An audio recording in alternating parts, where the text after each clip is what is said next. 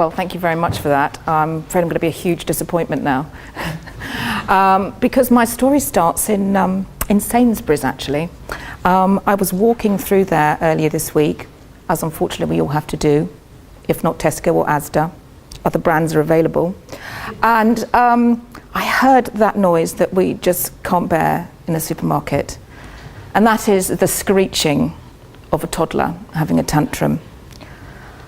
All of those in the aisle swiveled our heads to see who the victim of this assault on the eardrums was. And there was the mother clutching the trolley, there was the toddler pointing at the bag of crisps, and there was the audience seeing what was she going to do. Was she going to give in, or was she going to discipline this child? Well, of course, she was hugely embarrassed, everybody staring at her. She wanted to get her shopping done. So within about 30 seconds, said toddler was happily munching his crisps.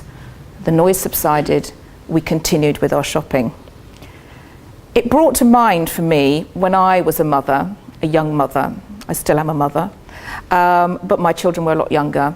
And as I'm sure those of you who have children will remember, or in the case of our previous speaker, currently be involved with, those times with children when we have to decide whether we're going to say yes or whether we're going to say no.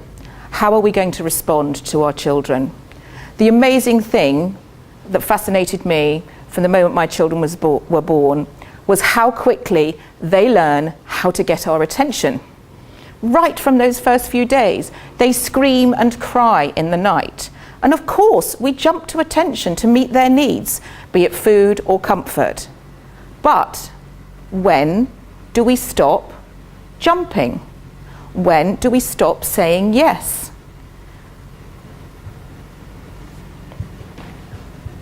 For me, it's a very important question. When they're small, they feel vulnerable. But even then, they so know what they want and how they want us to behave. I remember my daughter sitting on the stairs after she'd thrown the contents of her bedroom down said stairs. And when I challenged her about her behaviour, she said to me, "The thing is, Mummy, it's my life and I'm going to do what I want." I thought, well, actually, in a way, you can't really argue with that, can you? But she's 5. How has she got this philosophy? Where has she got this philosophy from? I'm thinking, what an amazing child I have. How do you respond? How do you respond with your children? And when do we stop jumping to attention? Now, as parents, all we really have to draw on is our own experience. I had neither siblings nor social media in my day to inform me as to how to grow up into an adult. All I knew was that my mother was terrifying and I did exactly what I was told. And that is all that I've had to draw on as a parent. But what I know is, in today's world, it doesn't really work as simply as that.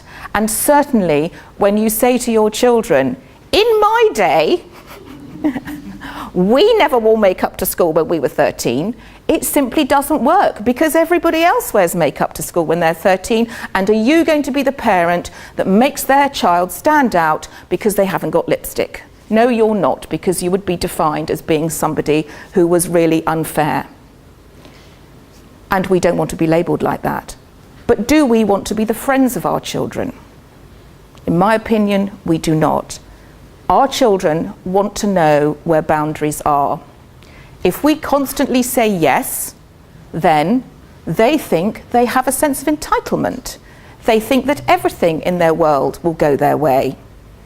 Saying no is much harder, and it is incredibly hard in the world we live in today, when our children are influenced by social media, by reality TV stars, by 24/7 communications everywhere. So what mummy and daddy say, or what experience they bring, isn't really relevant. But being a parent and responding to your children with no is incredibly important. It gives them disciplines, it gives them boundaries. Some children are naturally good. Some will always be the wild card rebel, and they will always climb those boundaries. And you will always be having difficult conversations with them, or the police, or the headmaster, or whoever it may be. But when they look back, they will at least know where they stood with you, where they stood in relation to the world, and where they stood in relation to what was right or wrong.